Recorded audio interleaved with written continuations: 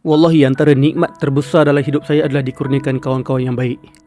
Dan saya ada kawan baik yang sangat ramai yang jauh lebih baik daripada saya walaupun mereka tak terkenal. Ada seorang kawan saya ni, dulu time saya belajar, saya satu rumah dengan dia. Saya jealous dengan dia. Sebab banyak kali, kadang-kadang tengah malam saya terbangun, bila saya pergi ruang tamu, saya ternampak dia solat tahajud seorang-seorang. Dan dia diri dengan sangat lama, dia rukuk dengan sangat lama, sujud sangat lama. Dan hampir setiap hari dia buat macam tu. Ada satu hari saya pergi dia punya bilik, saya buka pintu, saya tengok dia tengah duduk dekat atas katil dia sambil pegang Quran terjemahan, tersengguk-sengguk. Tersengguk, maknanya dia baca Quran tu sampai tertidur.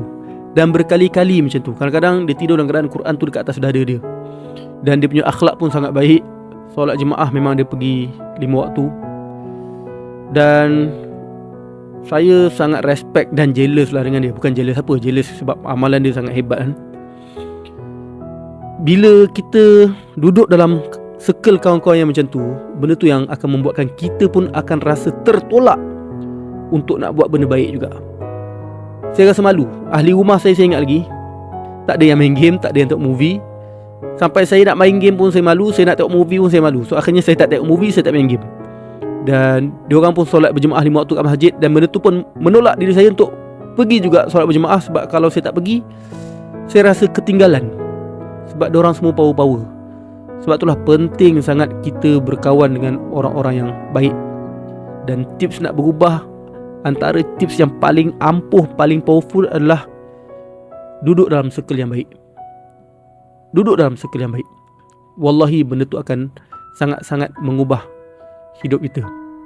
Dan yang saya perasan, kawan-kawan yang saya baik ni, kawan-kawan saya yang baik-baik ni, ada satu benda yang common yang ada pada diri diorang adalah diorang semua mencintai Al-Quran. Mungkin ada yang tak hafal Quran pun, tapi diorang sangat melazimi baca Quran. Ada seorang kawan saya tu, baik kali saya nampak kadang-kadang dalam kereta, kadang-kadang saya tengah lepak-lepak, dia tengah duduk seorang-seorang kat kursi. Apa dia buat? Dia baca Quran, lepas tu dia renung lama tu. Maksudnya dia baca terjemahan. Dia tengok, habis buka muka sebelah, habis buka muka sebelah, lepas tu air mata mengalir. Banyak kali saya nampak situasi macam tu dan membuatkan saya sendiri pun sebab